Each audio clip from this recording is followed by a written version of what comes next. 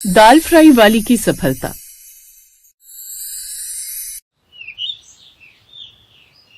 सुबह तड़के उठते ही शीतल अपने छोटे से कमरे में लकड़ी के चूल्हे पर कुछ पकाने लगी। धुएं से उसकी आंखें लाल हो रही थीं, पर फिर भी होठों पर मुस्कान थी।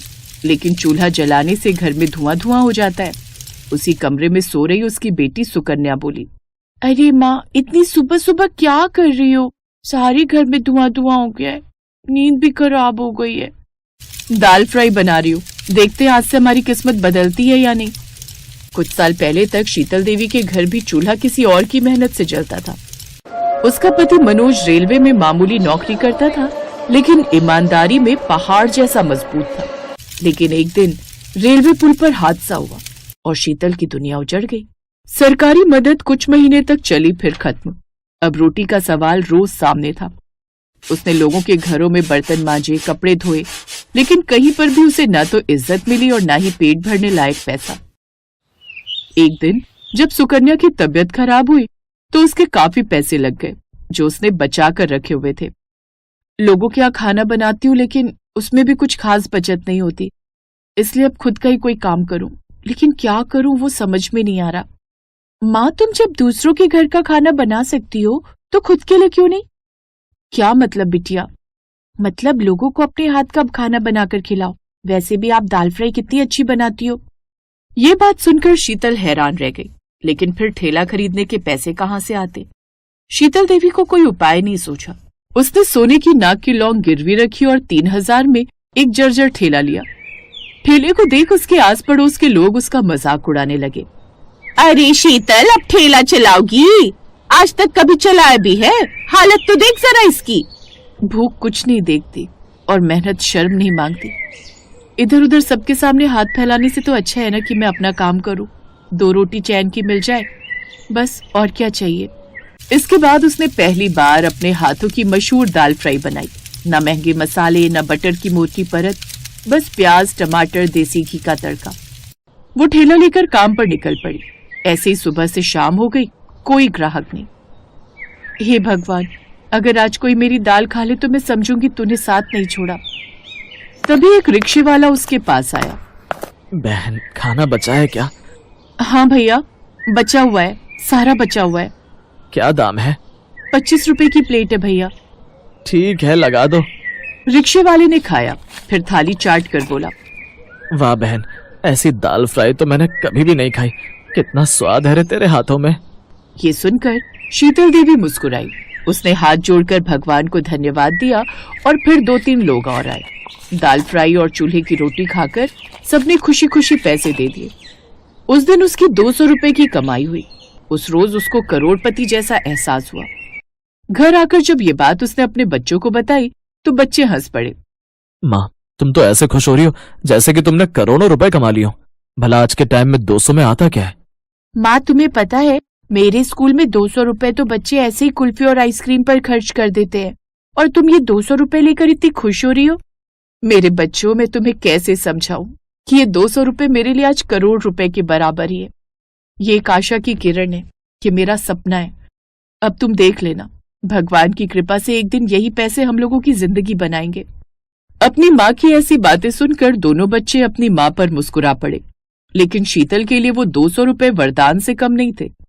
वो उसके आत्मविश्वास को बढ़ा रहे थे। रोज सुबह 5 बजे उठकर वो चूल्हे पर दाल पकाने के लिए रख देती और फिर ठेले पर सजाकर वो बेचने के लिए निकल पड़ती।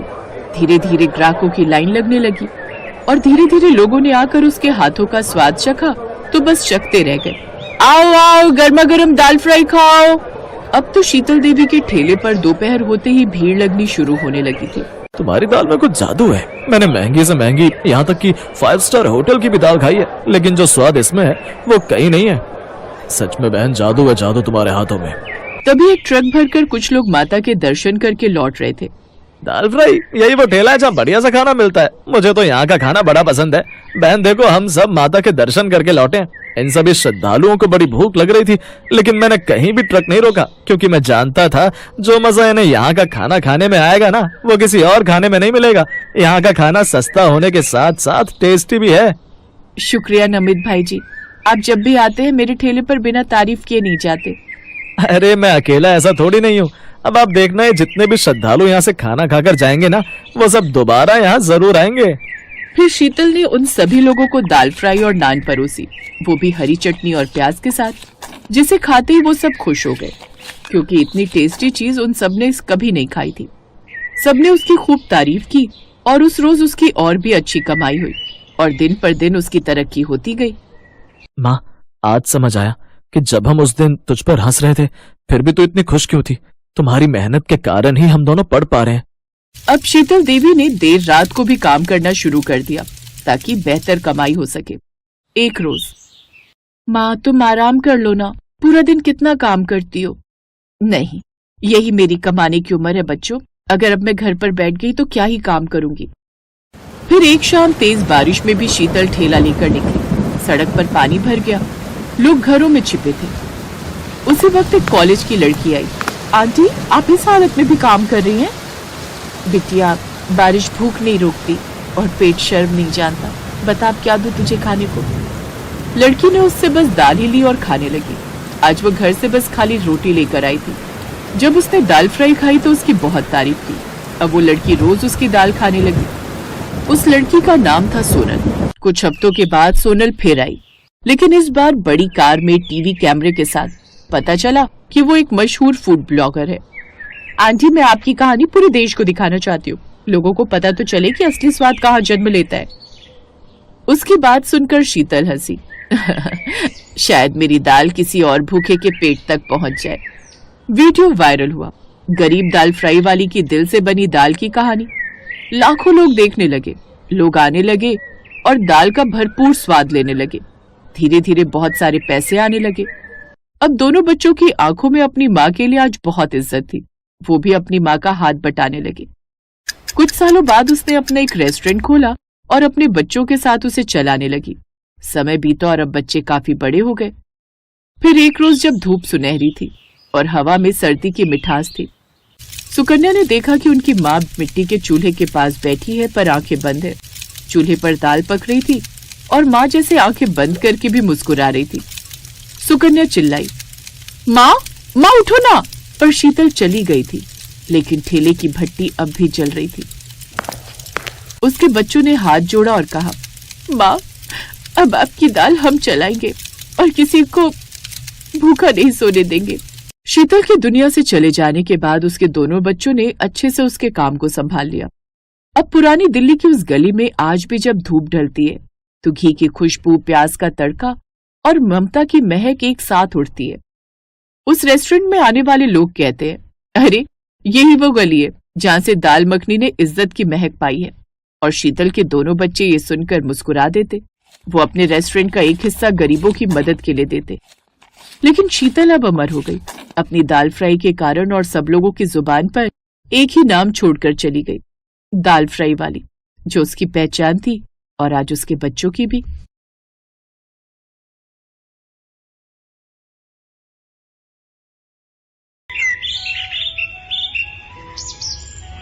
रोशन भाई, मुझे एक फुल प्लेट दाल देना। मुझे भी एक फुल दाल। अरे हाफ दाल पैक करना रोशन। सुरेश, मैंने दाल को तड़का लगा दिया है, सबके ऑर्डर पैक कर दे। इसकी खुशबू बिल्कुल माँ की तड़का दाल जैसी है। माँ, काश तुम मेरे साथ होती। माँ, तुम्हारे जाने के बाद मुझे अपनी गलती का एहसास हुआ। तुम्हारी कमी कोई पूरी नहीं कर पाएगा माँ। रोजाना शाम के 7 बजे से रोशन के ढाबे पर भीड़ लग जाती थी, जिसकी सबसे बड़ी वजह थी रोशन के ढाबे की दाल तड़का। उसके ढाबे पर दाल खाने और पैक करवाने के लिए लाइनें लग जाती थी। ये दाल सिर्फ एक व्यंजन नहीं था, ये रोशन की माँ के प्यार का एक हिस्सा है, जिस माँ को रोशन 2 साल पहले खो चुका है। रोशन ने ये ढाबा 1.5 साल पहले अपनी माँ अन्नपूर्णा के नाम से अन्नपूर्णा भोजनालय शुरू किया। रोशन का ढाबा आज उसी माँ की तड़का दाल की वजह से प्रसिद्ध हुआ था। अन्नपूर्णा ने अपने बेटे को दाल तड़का का वो हुनर सिखा दिया, जिससे आज रोशन का ढाबा बहुत ही ज्यादा फेमस हो चुका था। रात को रोशन जब घर आया तो उसकी आंखों में आंसू थे। वो पलंग पर बैठा तो पत्नी ममता उसके पास आई। उसकी भी आंखें भर आईं और दोनों खूब रोए। सारी गलती मेरी ही है, आज माँ जी के कारण ही हमारा घर फिर से पैसों की तंगी से ठीक हुआ, पर माँ जी हमारे बीच नहीं है। तुम्हें पता है ममता, बचपन में माँ मेरे पीछे पीछे मुझे रोटी का निवाला और दाल खिलाने के लिए दौड़ती थी और मैं दरवाजे की ओट में छुप जाता था। रोशन, रोशन बेटा कहाँ है? देख अब तंग मत कर, जल्दी से आजा बेटा, मुझे काम पर जाना है। तू दाल रोटी खा लेगा तो मुझे तसल्ली रहेगी, कम से कम तू पीछे से भूखा नहीं रहेगा। जल्दी से आजा बेटा, मुझे देर हो रही है। माँ मैं तो यहाँ हूँ, मुझे ढूंढो। अच्छा, तू वहाँ दरवाजे के पीछे खड़ा है।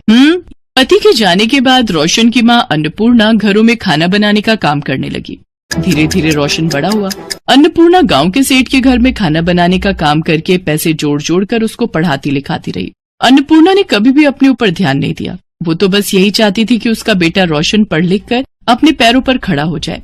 अरे अन्नपूर्णा, कभी अपने ऊपर भी ध्यान दे दिया कर। तेरी साड़ी कितनी फटी हुई है? इस महीने की पगार दूंगी तो तू अपने लिए एक साड़ी खरीद लेना। सेठानी जी, इस महीने तो बहुत मुश्किल हो जाएगा, रोशन के कॉलेज की फीस भरनी है। मैं आपसे कुछ एडवांस के रुपए भी मांगने वाली थी। अगर आप मुझे 2000 रुपए और एडवांस दे देती तो बड़ी मेहरबानी होगी। अन्नपूर्णा, वो बात तो ठीक है, मैं दे दूंगी, पर तुझे थोड़ा बहुत अपने लिए भी तो रखना चाहिए। कल का क्या भरोसा, बहू आने के बाद बेटा तुझे भूल जाए और शहर में ही बस जाए। सेठानी जी, मेरा बेटा ऐसा नहीं है। देखना, अच्छी नौकरी मिलते ही वो मुझे शहर ले जाएगा। मैं तो ऐसा ही चाहती हूँ। तूने गरीबी में पैसे जोड़ जोड़ कर अपने बेटे को पढ़ा लिखाई दिया। अच्छा सुन, ये साड़ियाँ लेती जा, तेरी साड़ी बहुत फट गई है। मैं तो अब ये साड़ी पहनती नहीं हूँ, तेरे काम आ जाएगी। शुक्रिया सेठानी।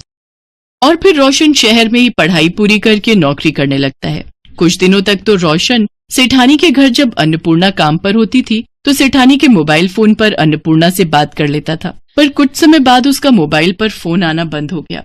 सेठानी जी, रोशन का कोई फोन तो नहीं आया? बड़े दिन हो गए, उससे बात नहीं हुई। नहीं अन्नपूर्णा, अगर कोई फोन आता तो मैं तुझे बता ही देती। अच्छा, नंबर तो मेरे मोबाइल पर है उसका, तू कहे तो मिलाकर देखूं? हाँ, मिलाकर देख लो सेठानी जी, बड़ी चिंता हो रही है, पता नहीं रोशन किस हाल में है। ठीक है, मैं मिलाती हूँ। सेठानी उस नंबर पर फोन मिलाती है जिस नंबर से रोशन फोन किया करता था, पर फोन नंबर स्विच ऑफ आ रहा था। अगले कई दिनों तक अन्नपूर्णा सेठानी के फोन से उस नंबर पर फोन करवाती रही, पर अक्सर ही वो नंबर स्विच ऑफ आता था। फिर एक दिन किसी लड़की ने उस पर फोन उठाया। हेलो, कौन बोल रहा है? मुझे रोशन से बात करनी है। जी, मैं रोशन की पत्नी ममता बोल रही हूँ। रोशन अभी घर पर नहीं है, वो ऑफिस गए हैं। रोशन की पत्नी? रोशन ने शादी कर ली? जी, 3 महीने पहले ही हमारी शादी हुई है। वैसे आप कौन बोल रही हैं? रोशन से आपको कोई काम है तो मुझे बता दीजिए। रोशन की माँ उससे बात करना चाहती है, वो मेरे घर पर काम करती है, रोशन जानता है मुझे। हेलो, मुझे आपकी आवाज नहीं आ रही। हेलो। अरे, लगता है फोन कट गया। रोशन ने शादी कर ली और मुझे बताया नहीं। अब मेरे अपने बेटे ने मुझे नहीं बताया, ऐसा कैसे हो सकता है? अन्नपूर्णा, कहाँ जा रही है? अरे सुन तो, दोबारा मिलाऊं क्या? अन्नपूर्णा ने सेठानी की बात को नहीं सुना, वो तो बिल्कुल ही सदमे में चली गई थी। अन्नपूर्णा घर आ जाती है। अब उसका किसी भी काम में मन नहीं लगता था। सेठानी के घर भी अन्नपूर्णा ने आना जाना बंद कर दिया। वो अपने आप को कमरे में ही बंद रखती थी। धीरे धीरे 1 साल निकल गया। फिर एक दिन रोशन गांव आया, पर अन्नपूर्णा की हालत बहुत खराब थी। वो बहुत ज्यादा बीमार हो चुकी थी। माँ, तुमने अपना क्या हाल बना लिया है? रोशन, मेरे बेटे, तू आ गया? हाँ माँ, आज तुम्हारा बेटा बहुत परेशानी में है। माँ, मेरी नौकरी छूट गई, पैसों की बहुत तंगी है माँ, मैं बहुत परेशान हूँ। किस मुंह से तुम्हारे पास आता? मैंने भी तो गलतियाँ की हैं, बिना तुम्हें बताए शादी कर ली और उसके बाद अपने काम में व्यस्त हो गया। तुमसे मिलने की कोशिश भी नहीं की माँ, पर आज परेशानी के वक्त में मुझे तुम्हारा सहारा चाहिए माँ, वही गोद चाहिए माँ, वही माँ चाहिए माँ। मैं हार रहा हूँ। रोशन मेरे बच्चे, चिंता मत कर, सब ठीक हो जाएगा, मेरी दुआएं तेरे साथ हैं। रोशन अपनी माँ की गोद में सिर रखकर बहुत रोता है। अन्नपूर्णा भी अपने बेटे को अपनी छाती से लगा लेती है। अगले दिन रोशन माँ को लेकर शहर आ जाता है। शहर में रोशन के हालात बहुत खराब थे, पर अपनी माँ के हाथों का खाना इतने दिनों बाद खाकर आज रोशन बहुत खुश था। आज इतने दिनों बाद आपके हाथ की दाल खाकर पुराने दिन याद आ गए। माँ जी, दाल बहुत स्वादिष्ट है, सचमुच आपके हाथों की तड़का दाल की अलग ही खुशबू और स्वाद है। कितने दिनों से ऐसा खाना नहीं खाया था। आपके आने से घर में रौनक भी आ गई, और सच कहूँ तो मुझे भी बहुत आराम मिला है। मैं इस माँ के प्यार को अपने से अलग कर चुकी थी, मुझे माफ कर दो माँ जी। अरे बहू, मैंने तो किसी भी बात का बुरा नहीं माना। रोशन बेटा, अगर तुझे मेरे हाथ की दाल इतनी पसंद है तो और लोगों को भी पसंद आएगी। तू काम के लिए परेशान भी है, तो क्यों ना तू अपना ढाबा खोल ले, तुझे काम भी मिल जाएगा और अच्छी कमाई भी होगी। माँ, वो तो ठीक है, पर मेरे पास अभी इतने पैसे नहीं है कि मैं अपना ढाबा खोल सकूं। रोशन बेटा, मेरे पास कुछ पैसे जुड़े हुए हैं। सेठानी जी के घर काम छोड़ने के बाद जो पैसे बने थे वो मैंने जोड़ कर रखे थे कि कभी बहू से मिलूंगी तो दूंगी। आज वो पैसे तुम्हारे ढाबे खोलने के काम आ जाएंगे। रोशन और ममता की आंखें आंसुओं से भर आती हैं। वो चाहकर भी अन्नपूर्णा के एहसानों को नहीं चुका सकते थे। अन्नपूर्णा ने अपना पूरा जीवन अपने बच्चों के लिए जोड़ने में निकाल दिया। रोशन ढाबा खोलने की तैयारी कर ही रहा था कि तभी बीच में अन्नपूर्णा की तबीयत खराब हो गई और फिर एक रात अन्नपूर्णा सोई तो दोबारा कभी नहीं उठी। अन्नपूर्णा के दिए हुए पैसों से ही रोशन अपनी माँ की याद में अन्नपूर्णा भोजनालय की शुरुआत करता है।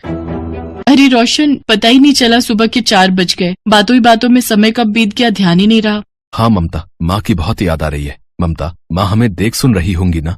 हाँ रोशन, माँ हमारे साथ ही और हमेशा रहेंगी।